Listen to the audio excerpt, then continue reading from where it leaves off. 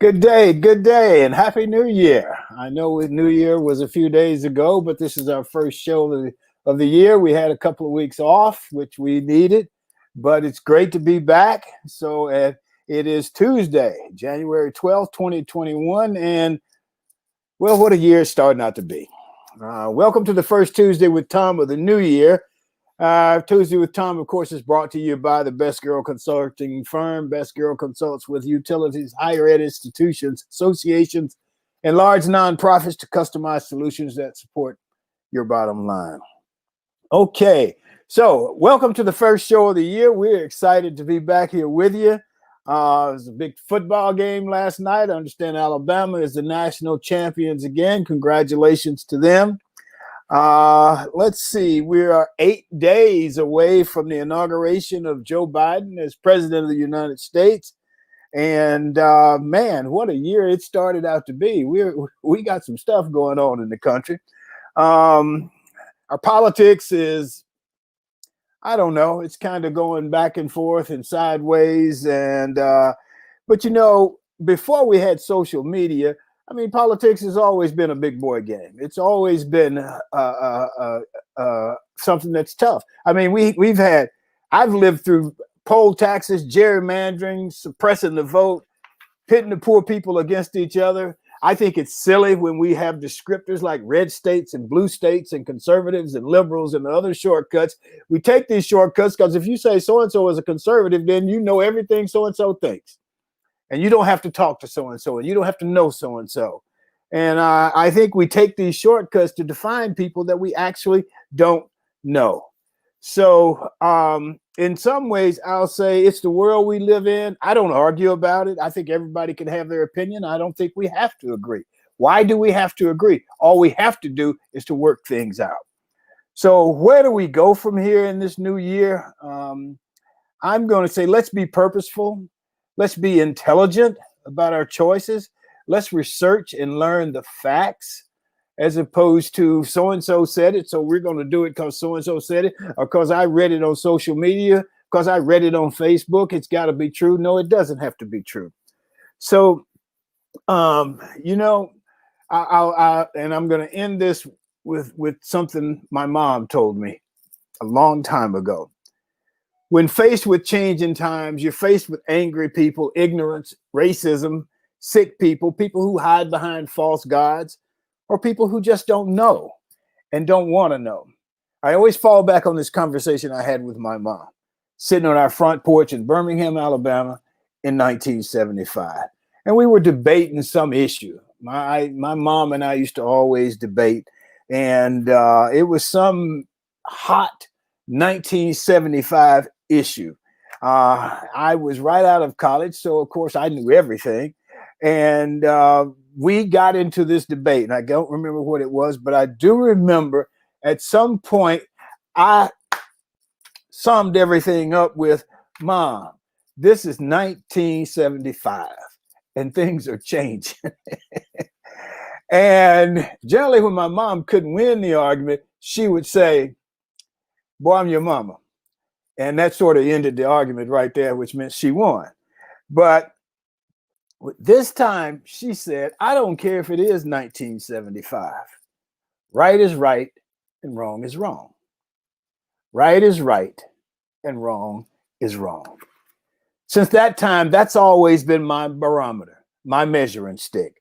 When faced with issues, I ask myself, is it right or is it wrong? Yeah, I know there are some issues that fall in the gray area, but for the most part, right is right and wrong is wrong. Just the virus is still with us. Last week, 20,000 people died of the virus. And so I think that's probably a more serious issue than maybe some of these other things we're talking about and some of these other things that we can work out if we just learned how to work together. So that's my little speech for this morning. We're going to go now to Barbara Wallace Edwards and Mychal Walker, our roundtable guest. Our G-list guest today is Don Bolia. And so let me bring Barbara in. And Barbara, good morning. Happy New Year. How are you? Good morning, Tom. Happy New Year to you. I'm doing well, thank you. Oh, Ready for this new year. okay. How was your vacation? All 2 weeks of it. All 2 weeks of it. It was great. Got a chance to spend some time with some family, even though we didn't have any large family gatherings as we normally do. But got a chance to bring in the new year at least with some family. So it's been great. Thank you. You got any New Year's resolutions for the year? No, Tommy, about 10 years ago, I decided I wasn't gonna make any more resolutions. I kind of wake up every morning with a resolution. So I don't make New Year's resolutions anymore. I was failing on most of those. I decided I could do much better with a short term type of resolution and wake up every day. My goal is to be better than I was yesterday. Okay, that's a good one. That works. Thank you. Let's bring Mychal Walker in. Mychal is the president of the Walker Agency, a full service insurance brokerage firm. Mychal, how are you this morning? I am doing well, Tom. I hope you're doing well also, and you too, Barbara. Thank you, Michael. Okay. Uh, Mychal, you got any New Year's resolutions you want to tell us about? Well, I'm kind of like Barbara there. I don't really do a New Year's resolution per se. It's always to spend a little time reflecting on the year past and what I could have done better and what I learned from my experiences of the past year and how to apply them moving forward. And then in the new year, I always try and strive for self-improvement. So I'm kind of in the same boat with Barbara. I strive to improve, make myself better each day. It's interesting because we go through the whole year, and then about mid-December, it's like everybody calls a big time out, and we just take a couple of weeks and look back and try to recharge, and then come out again in January and going forward. So let's Yes. Barbara, you got anything you want to it is going on in your world before I move on? Tom, everything's going on in our world, not just mine, but all of our worlds right now. There's so much stuff going on. So nothing in particular that I'm focusing on. I'm just to keep track of everything else that's going on in the world, and that, as you know, there's a lot of things going on right now. Oh, Watched that national championship game last night. Just the first half of that. Couldn't stand any more of that. So yeah, just kind of keeping pace with everything that's going on. okay. Well, we'll come back and talk a little bit about that, Mychal. Well, the one thing I like to say, I always bring some tidbits regarding healthcare or politics. And the one thing that I like to say is that even though the Democrats picked up 2 Senate seats and now it's 50-50, and as you know, Vice President elect Kamala Harris will have the deciding vote on a tie. There's still some doubt that the Democrats will be able to move forward with everything they want to do, such as a public insurance option to go along with the ACA. Also, probably won't get past is the filibuster. And with that, that means that the Democrats will have to have some of the Republican legislators come over and join them on certain issues to move forward. But that remains to be seen. But it certainly will impact things like pandemic relief and having a government-sponsored public option as far as insurance. I want to talk a little bit about I want you to explain a little bit about the public option. But let me just say this. I'm hoping, maybe I'm being hopeful, that Biden spent a lot of time in the Senate. He knows a lot of those people and so on and so forth, that they will decide. And so I don't think you're going to see mass numbers of Republicans go vote with the Democrats, whatever. But hopefully there'll be enough people that can fill in those margins and those gaps so that we can work together and get some things done. I think when we're pitting people against each other, it doesn't really get a whole lot done. It doesn't help me, you, or the people that hopefully that they're sent there to help. So, Mychal, tell us a little bit about the public option and then we'll come back to Barbara. Okay, well, what the public option is is a people heard the term universal health care or single payer healthcare. Basically, what that is an expansion so that there's an insurance plan program in place universally for all U.S. citizens to participate in. It would be something similar to Medicare. Some people call it Medicare for all, but basically it's a government-run, sponsored healthcare plan that people would buy into. The disadvantage of that is that when you do that, you a lot of time end up with long waiting lines to get in to get certain services. Also, a disadvantage is the fact that that brings down the prices, yes, from a consumer standpoint, but it is a disincentive for healthcare providers, such as your physicians and what have you, because their incomes are capped. So on one side of it, it sounds like it would be a good idea, but then on the other side, when you look at the economics of it, it's not necessarily a great idea. And I'm not so sure that it will work in the US like it has in Canada, in France, and other countries. Okay, we could probably talk about this all day, but we couldn't because of my, I'm like a kid. My next question was going to be why, Do you want to answer that before we go on? Why it may not work here? Yeah. Well, first of all, politically, that's the number one reason. Secondly, is that you have doctors, the American Medical Association, who are against it. Yeah, they're split on that. A lot of them are saying, hey, this is not going to be good for us. You're going to have burnout with doctors and what have you like that. And there's not an incentive for us to go in to really practice on our crafts and be specialized in certain things. Also, there are decisions that will be made based on a person's age and the cost of giving them that type of care that they may need.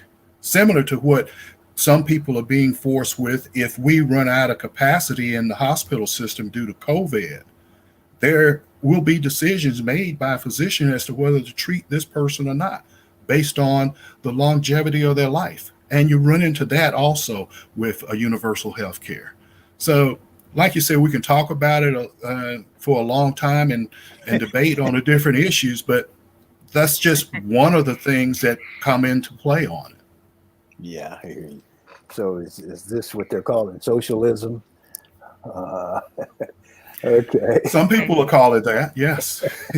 I guess, and I'm sure you know this much better than I do, but I guess somebody could look at it and say, well, why is it work in all these other countries and it can't work in ours? And so we'll see. Barbara, what you got for us?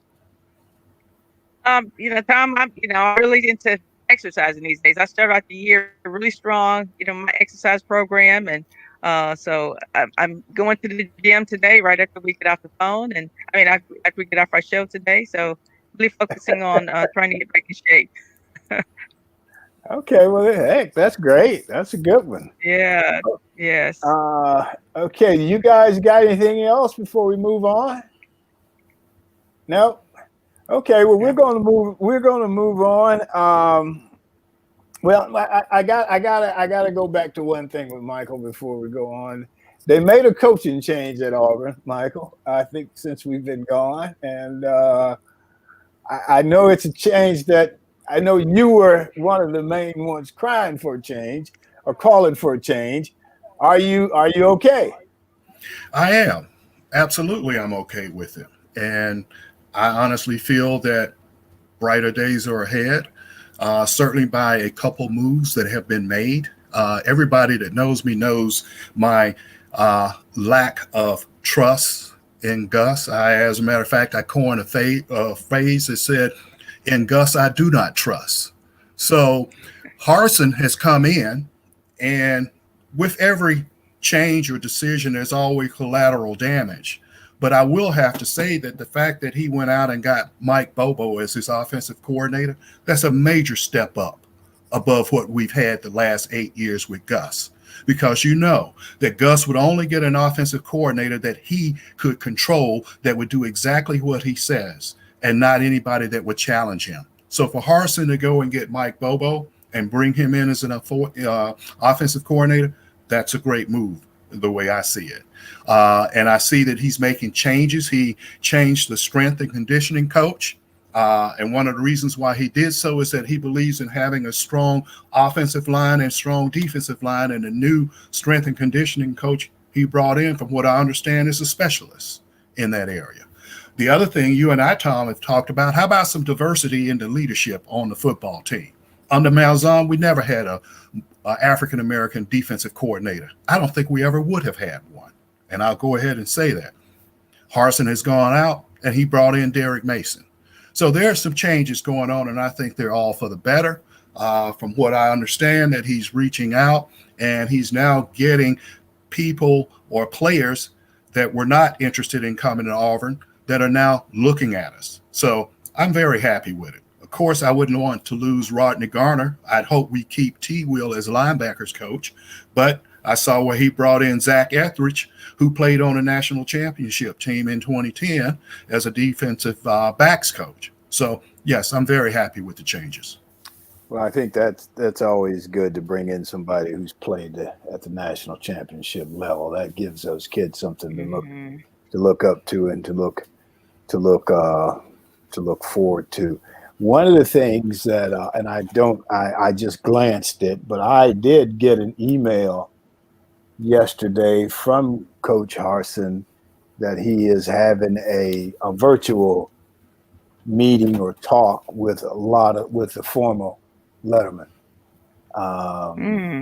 Basically, I guess just trying to bring that quote family together, back together, whatever, if it's split. So that should be interesting. Yeah, that would be interesting, Tom. I'm happy that he is reaching out to the former players and asking you all for some input, at least giving you all some information about what's going on. Asking us for any input. I'm taking that into existence. What I said was, he said he wanted to meet us, and that's on Zoom. So anyway, okay. Well, look, let's move on. Let's get our sponsored message in, and then we'll come back with our G-List guest for the day. Today's show is sponsored by Best Girl Inc. What is Best Girl? Best Girl is a consulting firm that provides customized leadership, access and inclusion, public relations, communications, and organizational consulting services.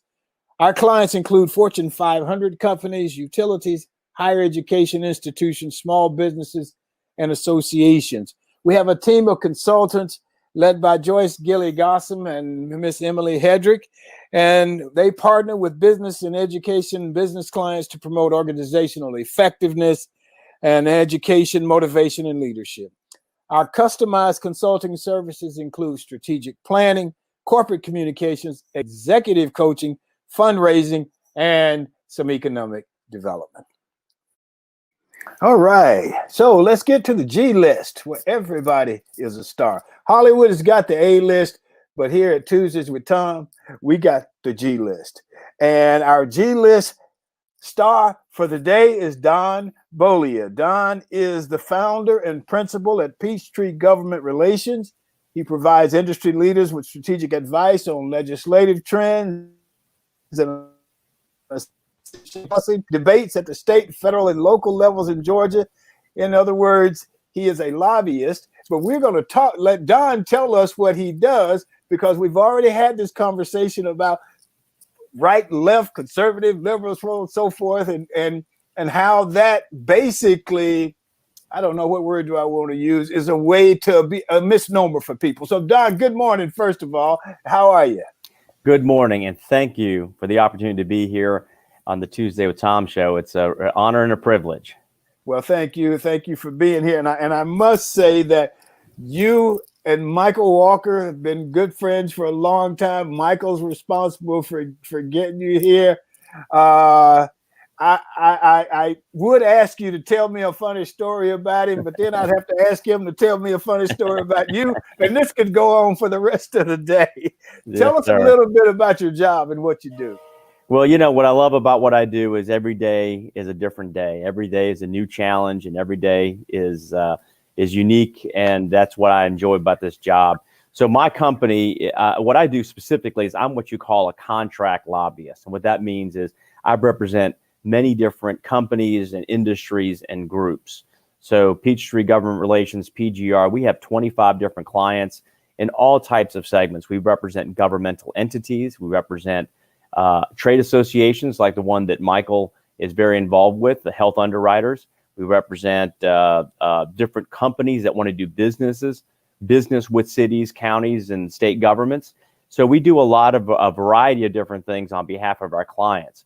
And what I like to say a little bit about lobbying, and people kind of have this sort of viewpoint of it, and there's a little slide here I put up. So this sort of illustrates what people think what lobbyists do. You know, my friends there on the top left corner think I just go out drinking and partying and whooping it up. You know, my parents think I do something, very noble, and I meet with, elected officials and talk about noble things. You know, my competition says I do terrible things. That's what you see on the top right. And then bottom left, society thinks I'm doing something nefarious. And then in the middle, I think I'm doing something grand. But the truth of the matter is it's really the bottom right. We just do a lot of work. We do a lot of research. We represent our clients and we represent their interests. And, what people need to understand about lobbyists is that no matter who you are in this world, you have a lobbyist. You just don't know it. Okay. If you're in the communications world like you are, you have a lobbyist. If you're a school teacher, you have a lobbyist. If you are homeless, you have a lobbyist. Okay. Every single special interest group, and that's the thing that people they sort of label special interest as something bad. Whoever you are a special interest. You work in a field. If you are concerned about rights for minors, if you're concerned about crime, if you're concerned about any issue, you have a special interest. Whatever you do, whatever your interests are, someone is there to represent it. And that's what's great about the way government works. We have a government that allows everybody to have a say. And if you're willing to work hard, if you're willing to participate, you're going to have an equal say as anyone else. No one can stop you from going down to your state capitol and representing yourself. No one can stop you from hiring someone to represent your interests. So, that's sort of a very high level view of what a lobbyist does, but we can certainly dig in deeper as we kind of continue this conversation. We will. Thank you. I want to go back to the whole idea of special interest. And I think this sort of goes back to what I was trying to say in the beginning, is that we have these labels for people. And when you throw that label on somebody, you don't really dig beneath the surface to know who they are. And so if I'm sitting over here and I'm going to say, and I'm ignorant, because ignorant isn't something that's bad. Ignorant means you don't know. You don't know, and you hadn't had to have the opportunity to know. So I'm ignorant to the facts, and they say, "Oh man, well he just represents special interest groups." Then I'm supposed to think you're bad.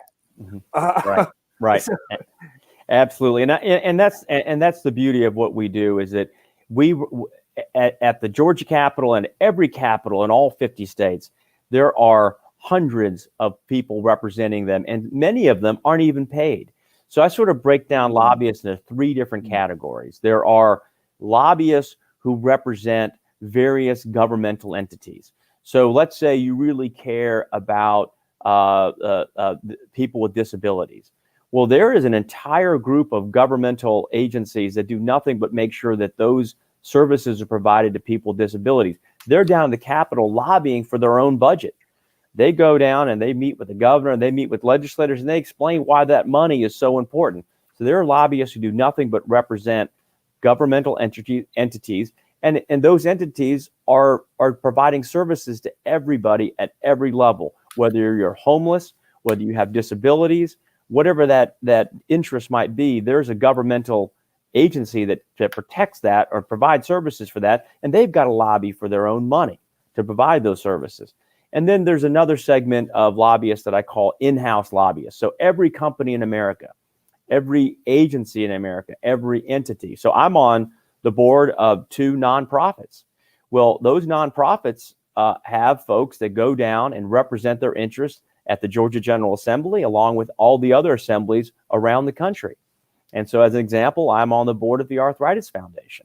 Well, we're very interested in access to healthcare and access to different various, whether it's drugs or other things. And we want to make sure that those those items aren't taken away, whether it's because of cost or whether it's because insurance companies may be forcing you to take a certain drug when your doctor says, hey, drug A is so much better for you and will have less side effects than drug B, but drug B is a little cheaper. So your insurance company wants you to take drug B. Well, there is a lobbyist for the Arthritis Foundation, and they go in and they say, look, our folks really need to take drug A, and here's why. And they make the argument. And that's important. That's important for that group. And then the last group, lobbyists, are people just like me. We represent multiple interests. And, people always ask me, who do you represent? And my joke is I represent people who pay. And while that's a little glib, the truth of the matter is that everyone deserves the ability to be represented. And so if you think about it, if something happens and you need an attorney and you need to go to the court of law, you are guaranteed the right to legal representation in this country. You're also guaranteed that right if you want to have your voice heard down at the General Assembly or before any governmental entity. And that's what folks like me do. So I'm a hired gun. I am agnostic to my own personal views. If someone says, I want to hire you to do X, it doesn't matter what I think about that policy. It is important that I am completely agnostic to what I think about it. I simply explain to them the best way to get that item accomplished, that agenda goal accomplished. I cannot care about what my personal viewpoints are on those things. And that's very important to have folks out there that can simply say, this is the best way to get it done. You decide how you want to do it. And if you want to do it, we can go forward. And that's exactly what I do. Okay. Let me get you to just give us a quick rundown on your background, how you got into this. And then we're going to go to Mychal and Barbara and bring them in. Absolutely. So I started at a very young age.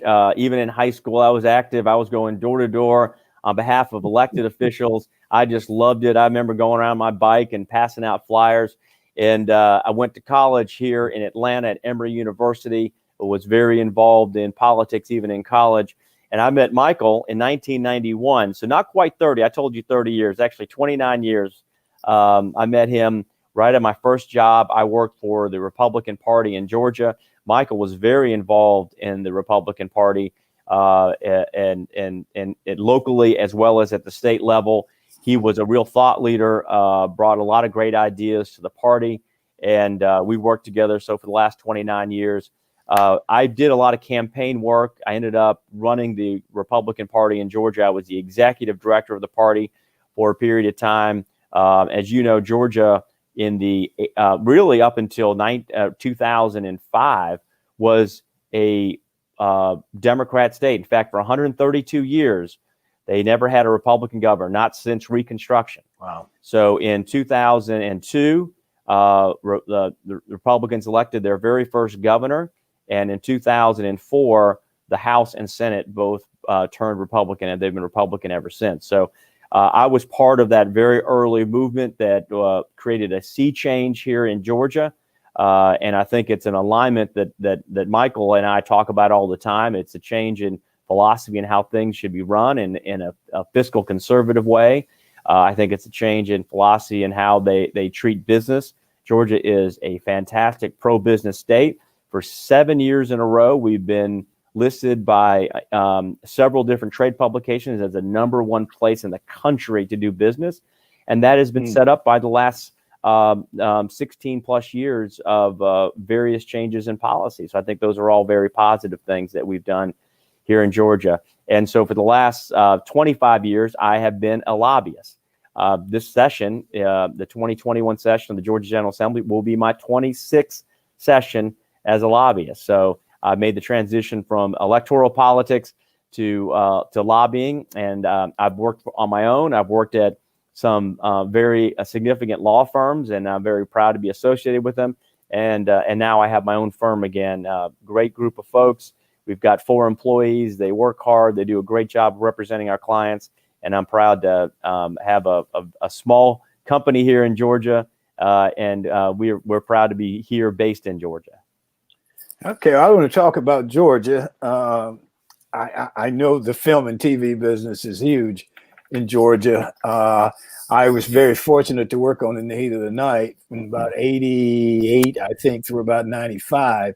And that was one of the first TV shows to come there and to stay there, consistently for those 5 or 6 years, which I think opened it up for a lot of others. But Georgia was always receptive and always willing.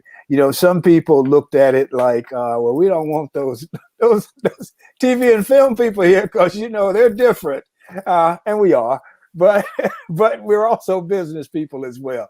But let me bring in Mychal and Barbara. And I'm going to normally start with Barbara, but I'm going to start with Mychal, since you guys know each other, and let you guys bring us into the conversation. Mychal. Well, good morning. Good morning, Don. How are you doing, buddy? I don't think he can hear me. Can anybody else hear me? I hear you. Okay. Yes, I can hear you. Okay. Hopefully Don can hear me. Don, can you hear me now? Okay. Oh, okay. He got you. The first question I want to ask you, Don, is that in your line of work, when you are representing one particular trade association who is supporting a candidate that understands their views and support their objectives, and it's key to getting that candidate elected, or in some cases re-elected, to further promote that agenda. And you're provided support so that candidate knows where it's coming from and who's supporting them to help them so they can continue to help this organization. And when that particular candidate loses, how do you reboot and redirect your client so that they can kind of position themselves, reestablish, and move forward with that agenda?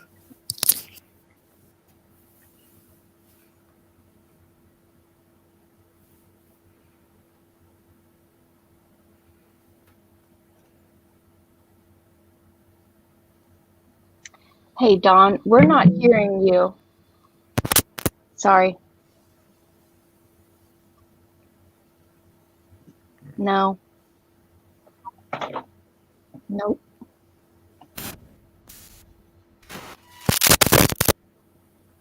Yeah, unplug and plug in your headphones real quick. I hear some noise. We're just not hearing your voice. Can you hear me now? Yeah. Yeah, there you go. Perfect. Okay, sorry about that. All right, sorry about that. So to go again with Mychal, it's a great question. And usually what I do and the way I advise candidates or associations like yours that have PACs or political action committees is I say, look, you need to first give to folks who support you, as you said. And at the end of the day, giving to an incumbent in particular is a pretty safe bet. In general, incumbents win about 90% of the time. So if you ever went to Las Vegas and someone said, I got you, I'm going to give you a 90% chance of winning, you're probably going to take that bet every time. So the downside is very little, but it does happen. Sometimes you've got someone who has been great for your trade association, who has represented you all well, who believes in everything you believe in, but for whatever reason, they lose that election and someone else comes in.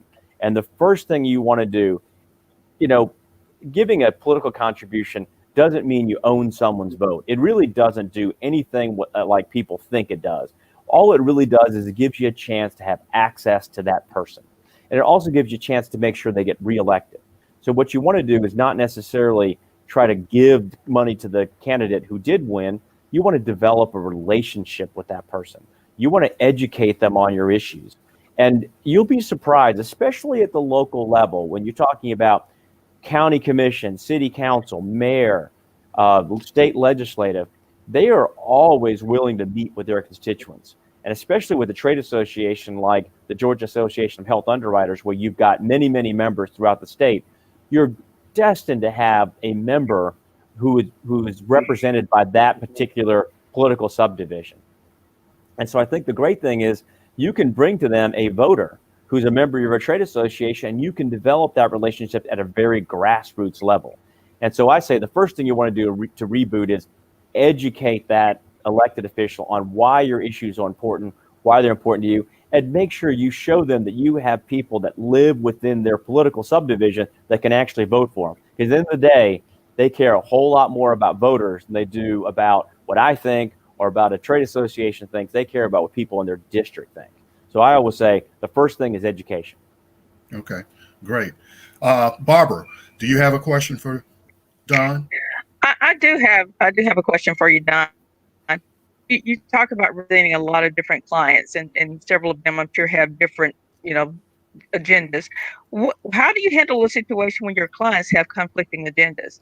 And you're talking to, say, a political candidate. Do you find yourself talking to, both sides about different issues or about the same issues? How do you handle that situation?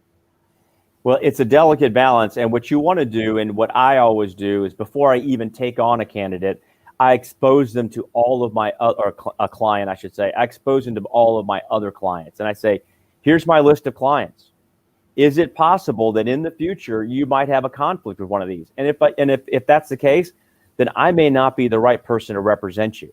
And in many cases, I've turned down many, many client opportunities because at the end of the day, the conflict is just not worth it. To be beyond reproach on an ethical basis is much better than to worry about dealing with those conflicts down the road. And I do have folks, I will say this, there are people in my industry who often represent people on both sides of an issue. I find that untenable. I actually feel like it's unethical. There are no rules or laws against it. But at the end of the day, I think the client needs to be educated on who their lobbyist represents and who else they represent, and make sure they have a clear path so that they don't have these conflicts of interest, because it does happen. And if it does happen, what I always do is I present the conflict to both clients. I let them resolve it and decide, if you want to continue to hire me, you can always fire me. The beauty about Georgia is we're a right to work state.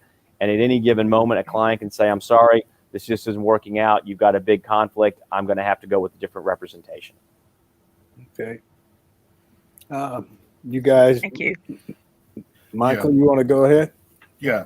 I know, Don, in many instances, when you're representing a client and you're basically their mouthpiece and you help them develop a strategy to achieve their goals, how do you dealing with a client who thinks that they can do your job better than you can, and then they end up trying to move to the forefront and take over the lobbying efforts, even though they don't understand the line mines that may be in existence? I've been lucky that has not happened to me often, but it has happened. And, at the end of the day, you really have a couple of options. And what I always tell the clients is that if you want to do the job, do it. I'm always comfortable walking away. And I'm not too proud to say I've fired a client or two before, because if they're not going to take your advice, then at the end of the day, all I have down at Capitol, before elected officials, all I have is my reputation. And you can't let that be sullied if a client is doing something that they shouldn't be doing, whether it's unethical, whether it doesn't make sense, whether it's going to hurt their self-interest down the road. And all you really can do is advise your client. It's like any other business. You think about what you do. You tell your clients to buy a certain product or buy a certain policy, and they just think they know more about insurance than you do. And suddenly there they are buying the wrong thing, and 6 months later they're complaining to you. There's nothing you can do but either let them go and let them go on their own way, or just give them a big "I told you so" at the end. I'm sitting here just grinning as you're saying that, because when you've been a consultant, and we've been consultants for a long time, you always run across a client that feels they can do it. And for some reason, if you've been doing it for a while, you've worked out the efficiencies in it. So for some reason, it looks easy to the other people, and they figure they can come in and do it. We just had a situation like that. And it's interesting, but I agree with what you said. I think you, at some point,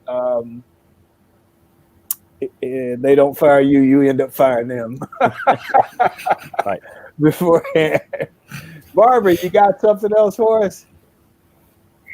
I do. I have another question for you, John. I'm going to shift a little bit and talk about the personal side of your life. I'm noticing you're talking about a marathon runner. You've basically ran through half of the marathons in half of the state so far. How did you get involved in marathon and running? So I broke up a little bit, but I think you talked Yeah. about marathon running. So as I mentioned, I'm on the board of the Oh, Arthritis yeah. Foundation, and we have something called Joints in Motion, which was you signed up for a marathon and you raised money, and then it helps with the charity. And I remember this exact year. It was 2003.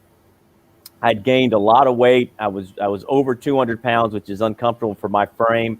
I was drinking way too much, eating way too much, smoking way too much. And I said, you know what? I got to make a change. I'm in my 30s. If I want to make a difference in my life for the rest of my life, I got to make a change. So in April, when the legislative session ends, even though I hadn't run, I didn't know how to run, I didn't know anything about it, I signed up for this charity and I put my name out there and I started raising money. And once you take money from friends and family to give to a charity, and you say you're going to do something, you got to do it.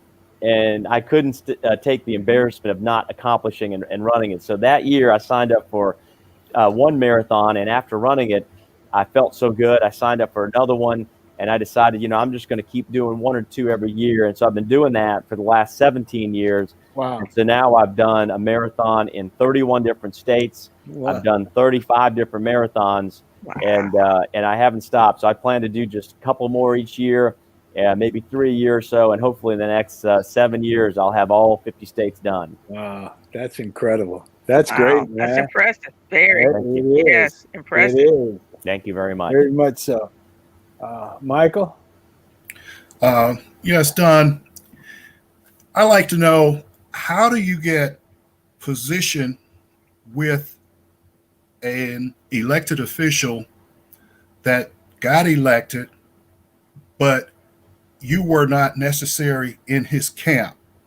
In other words, like for instance, with the governor's race, another candidate was the front runner, perceived to be the front runner, had spent years and years as a lieutenant governor and was pretty much anointed to be the governor.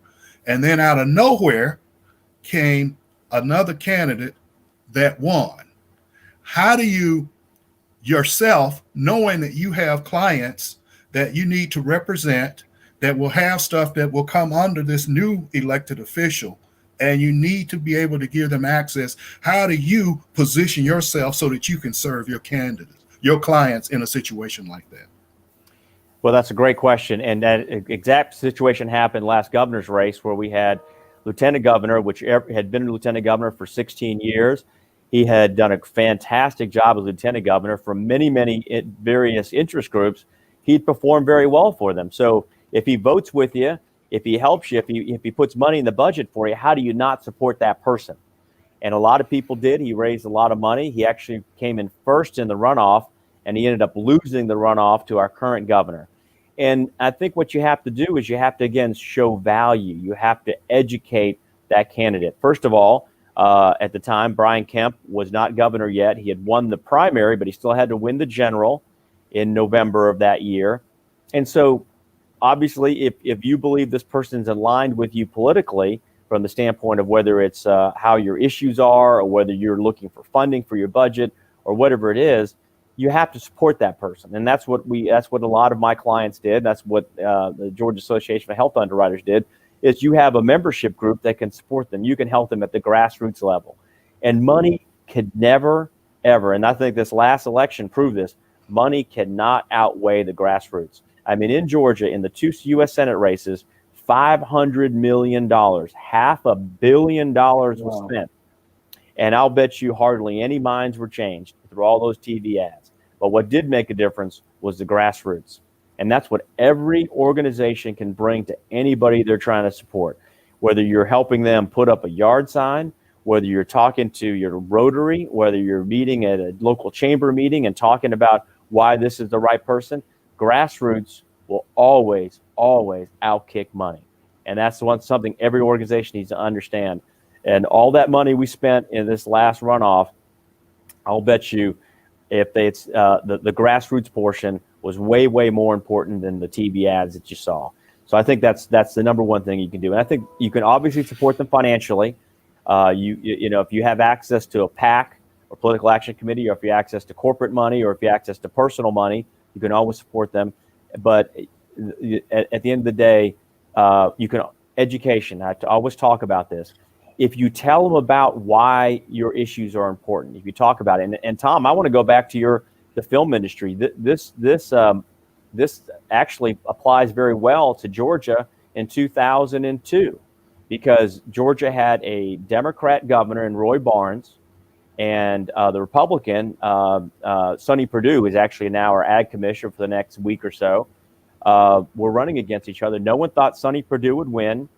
As I said, there have been a Democrat governor for 132 years, but lo and behold, on election day, Sonny Perdue woke up and he won. And what was everyone going to do? And this is where the film industry got real smart. And they went to Sonny Perdue and they educated him on what a film tax credit would do for the state of Georgia. And why would a Republican governor who had never been, who wasn't really steeped in these issues, want to support a film tax credit? But he did. And he put in the most aggressive film tax credit Georgia's ever had, and it changed the tide. And if you remember, at the time, Louisiana had an aggressive credit. It took business from Louisiana. Right. Georgia, and Mexico. And so really, Georgia is now top three. It's LA, it's Toronto, I think it is, and London, and Atlanta is in that grouping. And right now, we are number one. And I'll say this about Governor Kemp. As you guys know from my biography, I chair the Development Authority of DeKalb County. We're in charge of economic development. I do this as a volunteer. And we have more movie studio space in DeKalb County, Georgia, than anywhere else in the state of Georgia. Mm-hmm. It is one of our biggest economic drivers. One of our biggest studios, Black Hall Studios, told me they buy $6 million worth of lumber a year. Mm-hmm. So think about how they're supporting Georgia industries. They're buying that lumber locally. And this is a good example where the person who won the election wasn't the person that the film industry thought was going to win, but they were able to educate him. They were able to talk about the jobs. They taught him what it would do. And lo and behold, he fully supported it. The legislation came into place, and now Georgia is one of the best places to film and do and have movie studio space and all those types of things that are going on now. So it's just a fantastic story of how education actually matters. And if you look behind the scenes of the industry, I mean, you've grown an infrastructure, you've grown a work infrastructure. There are some states, in Alabama, it's hard to put up a big film. A $50-60 million film that you're going to bring big stars in. You don't have that working infrastructure. You'd have to bring people from Georgia. You'd have to bring people from California. You've got that infrastructure now in Georgia, which means, you can hire local people to come do the jobs that need to be done. As a matter of fact, many times I've been hired as a local in Georgia, much to my chagrin, because you don't get your per diem, you don't get your hotel or whatever. But yeah, it is. So let me ask one question. Is Georgia now a state that go either way in national elections? Let me give, for example, Alabama. If you got a presidential election in Alabama, and the polls close at 7:15, you can call it. It's like we know who's going to win. Yeah. Is Georgia a different state now? Yeah, absolutely. So, because of the demographic changes, particularly in Metro Atlanta, what you've seen is counties like Gwinnett, where Mychal's from, that were reliably 60-40 Republican, are now reliably 60-40 Democrats. So you've seen a big change in Metro Atlanta. And that's the big difference between probably Georgia and Alabama. I mean, you don't really have that large population outside of the city of Birmingham, whereas in Georgia, you've got Gwinnett and Cobb and Clayton and DeKalb, where I live, and Henry and other counties that are now swinging much more Democrat. I will say this, though. I think the time is going to be the test on this one. The question is, was Donald Trump an anomaly? Did he bring out the best and the worst in people? Did he bring out, I mean, no one can deny that turnout was at record levels. We're not since 1960 have we seen turnout levels this high. And that's a good thing. So he brings out the best and worst in people. And so the question we got to ask ourselves is, it was the anomaly. Does 2024 go back to normalized turnout levels? I don't know. And I think only time will tell. But at the end of the day, I think Georgia has become much more of a swingy state because of the demographic changes in Metro Atlanta, and in particular, voting patterns of suburban women that were more reliably Republican. They have changed. And was it a reaction to Donald Trump? Does it change if the Republicans nominate someone who is more palatable, who is more moderate, like a Nikki Haley? I don't know. I think time will tell on how those suburban women end up voting in 2024. Okay, let me, Mychal, Barbara, and you as well, Don. Let's just talk a little bit about what happened last week, and is this going to have a long-term effect on our country? You think, and I'm talking about the insurrection, I'm talking about the people storming the Capitol and so on and so forth, which is something we've never seen in our lives in the United States. So I'm just putting that out there, and you guys can let's just have a few minutes with it. We got a few minutes left here. So whoever wants to speak first. Well, I'll take that first. I think it will have a lasting impact for several different reasons. The first reason is back during Black Lives Matter and that movement where people were protesting police brutality and the unfair justice system, just because they were protesting and marching, they were seen as a mob. And law enforcement was always there in full force. Now, yes, there were a few bad actors that jumped in it, but you're going to have that with every situation where people want to use that as an excuse to loot or what have you, or to sabotage that movement. But then you have this situation that happened last week, which has been called the insurrection, where people are protesting a vote, an election, the election results. And what's forgotten through this whole thing, those people that stormed the Capitol, that claim that the election was stolen, they totally forget about all the lawsuits and the challenges in the court of law, where many government Trump appointed judges dismissed those cases because of the lack of evidence and the lack of merit. So you have a group on one hand that are protesting injustice, systemic racism, police brutality, and then you have another group of people that are protesting an election that has been substantiated by judges. So I would say, yes, it's going to have a lasting effect. And that comparison needs to be brought out, and it needs to stay to the forefront. That's my position on it. Let me just ask you one quick question. When you say a lasting effect, can you illuminate that a little more? I think, one, it's going to have an impact on the support that elected officials are going to have. Because moving forward, there have already been a lot of companies that have said that they are not going to support those Republican elected officials that went back into the Capitol and voted to decertify the election after the insurrection. So from a financial standpoint, I think it will have a lasting impact.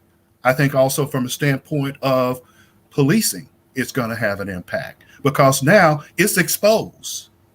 It's exposed that you turn out for one group that's protesting police brutality and you want to make sure that they were kept under control, but you had people on the other side for the insurrection, many within the police, supporting them, and let it be known. So because it's all out in the open now, that's why I think it's going to have a lasting effect from a standpoint of socialism or social injustice, I should say, and also from a financial standpoint. Okay, let's go to Barbara. And I agree with Mychal. I think it's going to have a lasting impact. I don't know if that's going to be a long-term lasting impact or short-term, but I do see that there are going to be some mindset changes. I actually saw that on last week.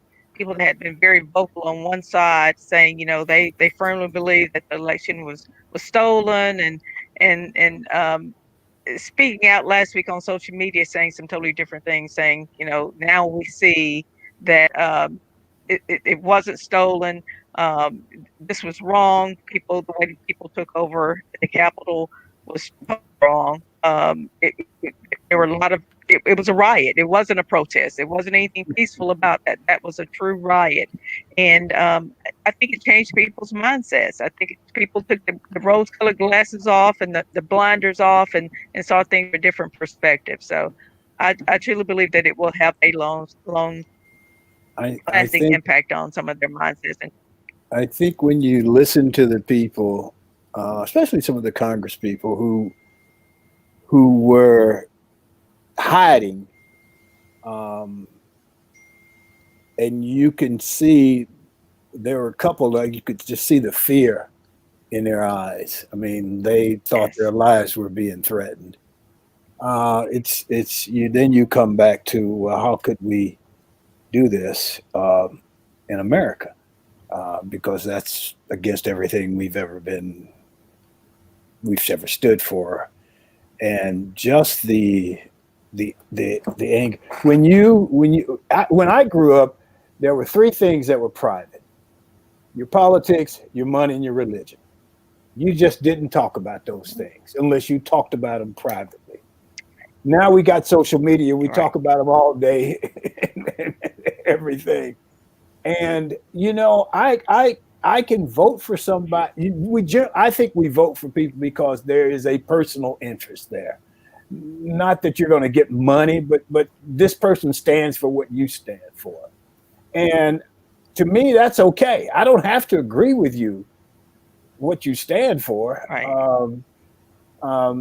And to be angry about it, we have so much ignorance.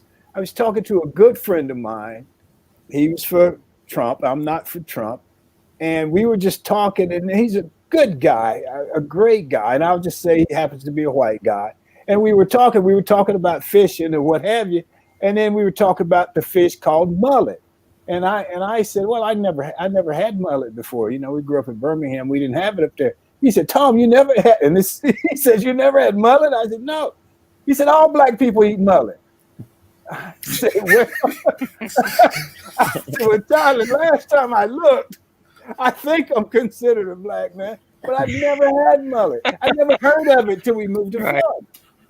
And so that's what I mean about the ignorance. Somebody put that in this is a good guy, but somebody put it in his brain earlier.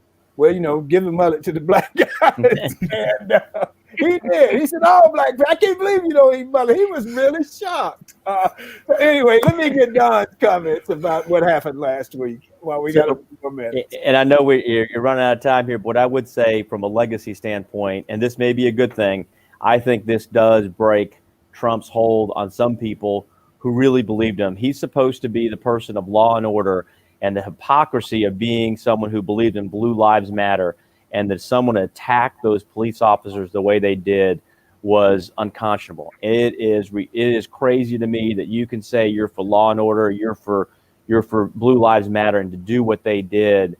And I think it breaks the stranglehold. And I'm not saying he doesn't still have a core group of people that, whatever reason, he can do whatever he wants and they're fine with it. But I think this helps the country move on past Donald Trump after this. I pretty much agree with you. Well, man, that's it. Go ahead, Bob. Tom, you got another comment? Tom, yeah, if you look in comment, there's a person from Jose Garcia asking a question that you may want to ask. I don't have it. Okay. Go ahead. You could. Okay, Jose says, could it be that Donald Trump was the only reason why Georgia did swing the way it did? And it'll all go back to prior patterns in next elections. Good question. Don, you want to take that? Yep, very quickly. So if you look at the election, there were 2 U.S. Senate races, but it's also a statewide race for Public Service Commission. The Republican for Public Service Commission won by 80,000 votes. He was the third person on the ballot. No question in my mind that Republicans stayed home, independents stayed home, moderates stayed home, or they voted for Ossoff Warnock because they didn't like the message that Trump was pushing. How in the world does a Republican for Public Service Commission, who's third down on the ballot, get 80,000 more votes than David Perdue, who was the top of the ballot? So no question that Trump had an effect that he actually kept people at home or got people to switch parties. Well, I think, like I said, I was never for him, but you can only ignore him for so long. It's like, so anybody got any final comment? Well, my final comment, Don, I certainly appreciate you coming on and spending time with us and telling us about the career of being a lobbyist. And I will have to say that you have been representing the association that I've been president of the past 2 years, the Georgia Association of Health Underwriters. And I think you've done a fantastic job. And you and I have worked well together down at the Capitol. We've been able to develop strategies for the betterment of our association and healthcare in the state of Georgia. So I appreciate working with you. Thank you. Thank you for the opportunity to be on the show. This has been a fantastic forum. Well, Don, we thank you for coming, man, and we appreciate your insights. I think it helps because I do think that the average person has 90% of their political contact with people who are involved in the business is through social media, television, and that's not the true picture, I think. So, anybody else? Any final comments? All right. Well, thank you, man. It's been great. It's great to be back. I want to thank the audience for being here with us. I appreciate you guys. Thank Mychal, Barbara, Emily, the communicator, and Sean. You guys met Sean earlier on. Sean is the organizer. She's new with us, and you'll be seeing more of Sean as time goes on. Don, thank you so much, man. I hope to meet you when I'm over there. Maybe I'll be over there working on one of those good Georgia jobs. And I'll get to Mychal, hook us up. We'll get to meet each other. I would love it. Thank our sponsor, Best Girl. If you're interested in having your business be a sponsor of the show, get in touch with us. And that's going to be a wrap. Enjoy yourself. Make every day count. And my final comment for today is life isn't as much about what you do as it is about how you go about doing it. So stay safe. Remember, right is right and wrong is wrong. Peace.